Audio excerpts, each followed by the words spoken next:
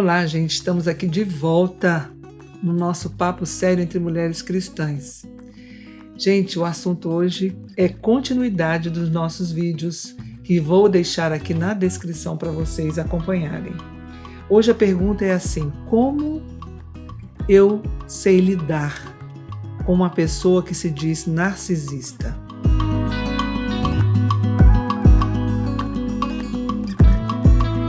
Muitos dizem, você precisa ter uma comunicação assertiva. Mas o que a Bíblia diz? Sim, sim, não, não. Esse seja o seu falar. Essa comunicação assertiva, que as pessoas falam assim, você tem que se comunicar na primeira pessoa, para não ofender, para não abalar os sentimentos, expressar os seus sentimentos sem atacar o outro, pois a Bíblia diz que a gente precisa ser muito assertivo mesmo. Falar sim, sim, não, não. E a gente precisa falar palavras que não ofendam a Deus, não é a pessoa. Porque essas palavras, elas precisam edificar. Existe o tal do gaslighting, que é quando a pessoa faz a outra se enganar, faz a outra pessoa pensar que ela está fazendo as coisas erradas.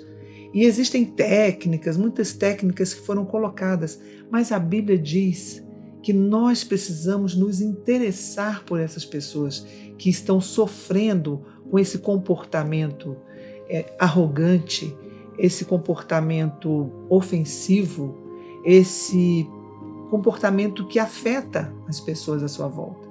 Então, não é tornar-se menos interessante para o narcisista, mas é fazer com que a palavra de Deus toque no coração dele e ir direto ao que Deus diz sobre o orgulho, sobre o pecado do orgulho. E começar a buscar em Deus essa identidade em Cristo, para você mesmo poder suportar conviver com uma pessoa que é tão arrogante assim.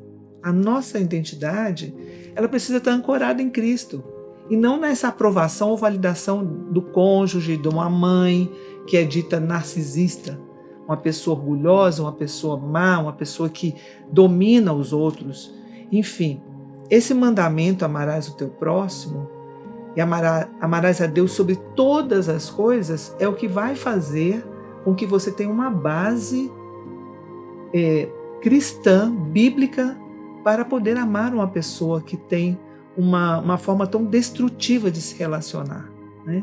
Então, esses limites que a psicologia fala que nós temos que impor para nos relacionarmos com essas pessoas, esses limites, na verdade, eles têm que mostrar que Deus nos criou à imagem e semelhança dele.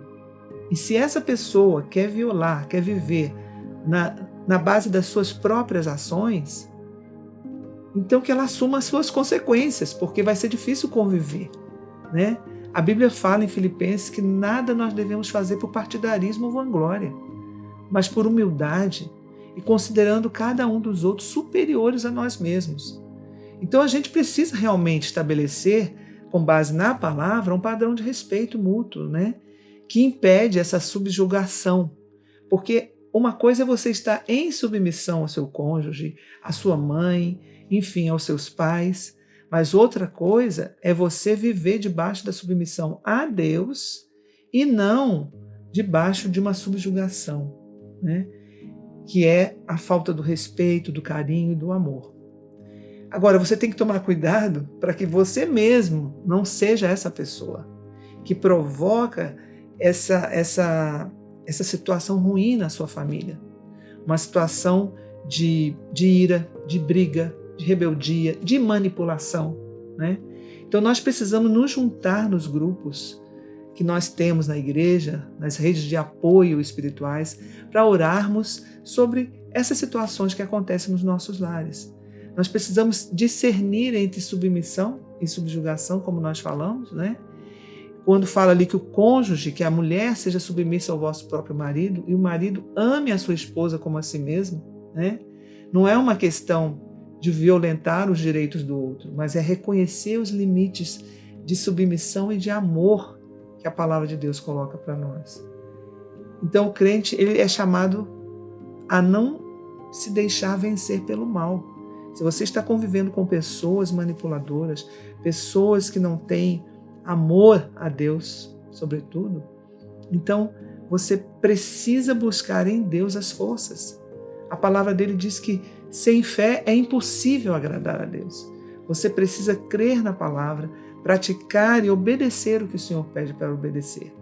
E você precisa combinar a oração, né, com essas práticas de cuidar do seu cônjuge, da sua mãe, orar por eles, orar por essas pessoas que praticam essas coisas e não se submeter nesse sentido ruim, né, em que você se submete mais a essa pessoa do que a Deus.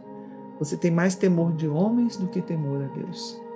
Então esse aconselhamento bíblico, com princípios bíblicos, ele é muito indicado para alinhar essas pessoas com a vontade de Deus, com a palavra de Deus. Em situação em que houver risco físico, né, ou emocional grave, muitas vezes deve-se recorrer ao conselho da sua igreja, aos pastores e líderes da sua igreja, para eles orientarem qual a melhor forma do que se deve fazer, né?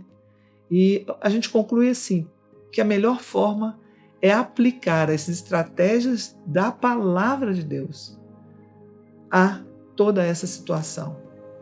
Aguardar, mas ao mesmo tempo depender e agir em função do que a Bíblia nos diz. Amar as pessoas que têm dificuldade de lidar com os relacionamentos, amar e orar e não deixar de pedir ao Senhor que cure essa pessoa, que tire essa pessoa,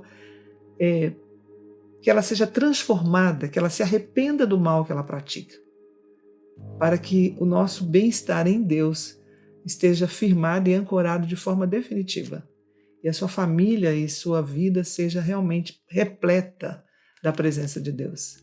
Eu queria pedir para você se inscrever na Vessel Stream, ativar o sininho, chamar e compartilhar mais pessoas para assistirem esses vídeos, porque nós teremos pelo menos mais 3 dessa série sobre esse tema, narcisismo e a palavra de Deus.